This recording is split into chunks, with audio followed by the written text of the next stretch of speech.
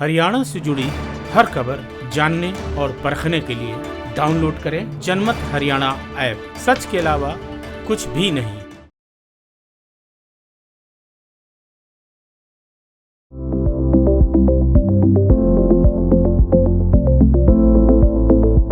हरियाणा की संस्कृति को अगर आप जानते हैं या जानना चाहते हैं तो रागणियों और सांग को समझना बहुत ज़रूरी है। हरियाणा के इतिहास को समझने के लिए, विरासत को समझने के लिए, संस्कृति को समझने के लिए।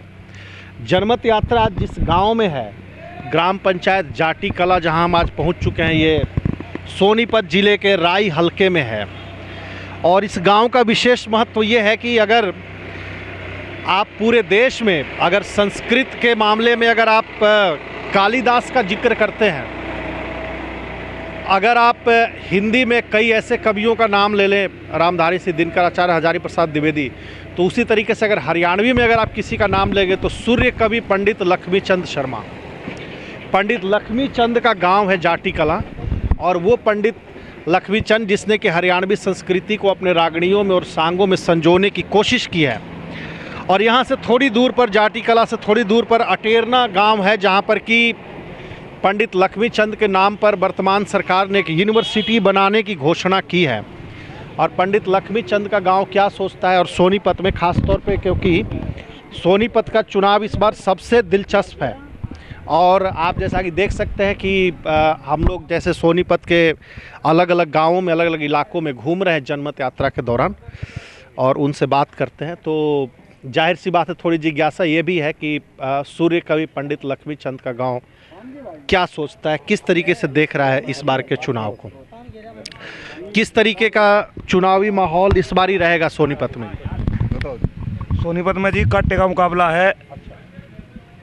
बीजेपी का कैंडिडेट है, ये कमज़ोर हो चुका है।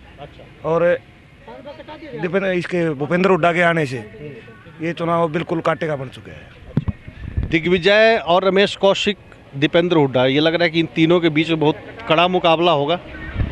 मुकाबला तो कड़ा हो गया जी अब। हुड्डा के आने से कड़ा हो गया।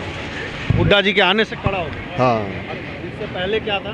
पहले तो जो है रमेश कौशिक एक तरफा जीत रहा था बीजेपी। हाँ, अब जो है मुकाबला देखो किस तरफ उठ बैठेगा।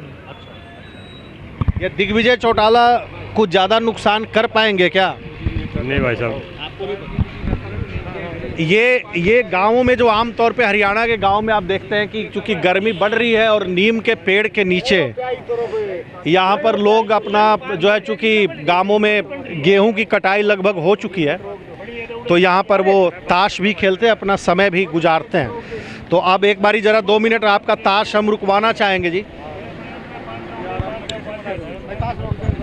अब लग रहा है कि सोनीपत सबसे हॉट सीट हो गया है। नहीं जी, नहीं है। नहीं है। क्यों? फिर क्या मुकाबला किसके बीच? मुकाबला क्या बात ऐसी है, बीजेपी का कांग्रेस, बीजेपी की वोट देंगे लोग। बेशक कौशिक ठीक नहीं है, बाकी वोट देनी है बीजेपी की, मोदी को।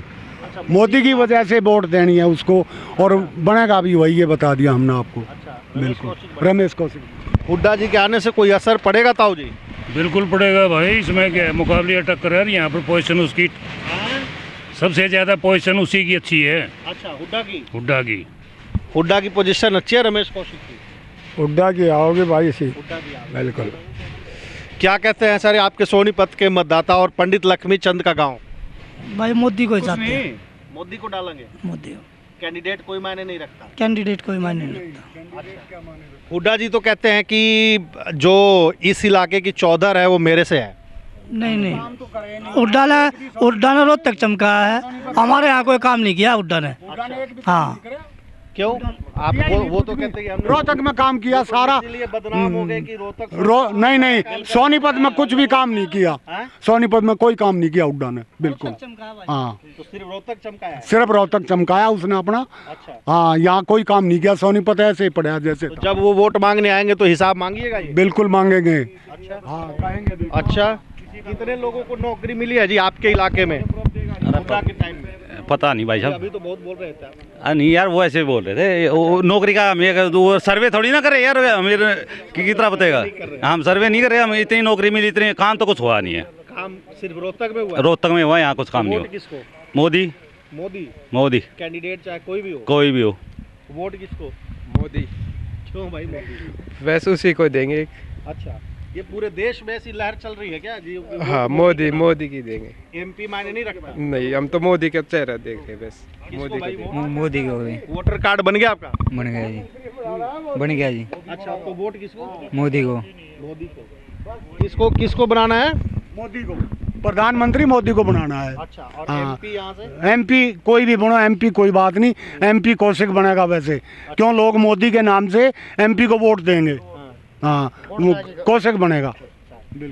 तो पंडित लक्ष्मी चंद के नाम पर जो विश्वविद्यालय, जैसा कि मैंने आपको बताया कि वो तो बन रहा है अटेरना में, लेकिन उनके गांव में जो ये विश्वविद्यालय चल रही है, जो यहाँ पर काफ़ी सारे ग्रामीण बैठे हैं, इनसे जब हम यात्रा के दौरान बात करने की कोशिश करते हैं तो ज़्यादातर लोग ये कह रहे हैं कि बहुत एक यहाँ मुझे जो लग रहा है, अगर निष्पक्ष होकर मैं बिल्कुल कहूँ तो भूपेंद्र हुड्डा और बीजेपी के बीच मुकाबला लग रहा है, क्योंकि एक बड़ा वोटर है वो कहता है कि हमें तो मोदी को प्रधानमंत्री बनाना है, मोदी के नाम पर देंगे।